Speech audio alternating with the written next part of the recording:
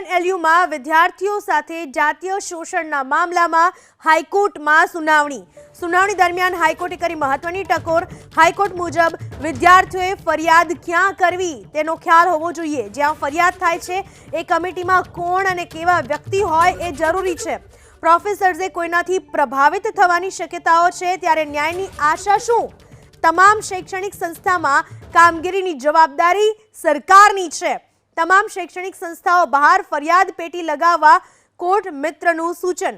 ફરિયાદ પેટીના સૂચન માટે રાજ્ય સરકારે દર્શાવી તૈયારી।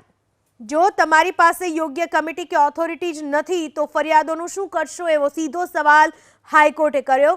હાઈકોર્ટની એજીને ટકોર। આ વિશે વધુ માહિતી આપવા આપણી સાથે જોડાઈ ચૂક્યા છે અમારા સંવાદદાતા તેજસ મહેતા।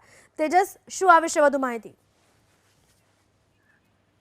ગુજરાત હાઈકોર્ટે આજે મહત્વની ટકોર કરી છે। મુખ્યત્વે જે શૈક્ષણિક સંસ્થાનોની અંદર ઇન્ટરનલ કમ્પ્લેન્ટ કમિટી બનેલી હોય છે ત્યાં સુધી ખરેખર ફરિયાદ પહોંચે છે કે કેમ એ સૌથી મોટો મુદ્દો અને સવાલ હોય છે। તેવાની અંદર આ જે કમ્પ્લેન્ટ બોક્સનું જે સૂચન કોર્ટ મિત્ર તરફથી કરવામાં આવ્યું, રાજ્ય સરકારે તેની તૈયારી દર્શાવી।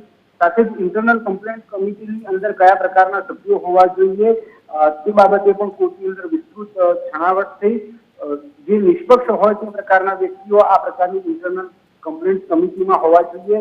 જે વ્યક્તિ પર જાતીય શોષણનો આરોપ લાગ્યો છે તેવો વ્યક્તિ શૈક્ષણિક સંસ્થાનો હોય અથવા ન હોય તે પ્રકારની જ્યારે સ્થિતિ હોય તેવા સંજોગોની અંદર આ આખા મુદ્દે જ્યારે સરકારની જવાબદારી બને છે કે શૈક્ષણિક સંસ્થાઓની અંદર જે પણ આ પ્રકારના કિસ્સાઓ બને તેની ઉપર યોગ્ય કામગીરી થાય। આવા સંજોગોની અંદર સરકારની જે જવાબદારી છે સરકાર યોગ્ય રીતે નિભાવે તે પ્રકારની કોર્ટે ટકોર કરી છે।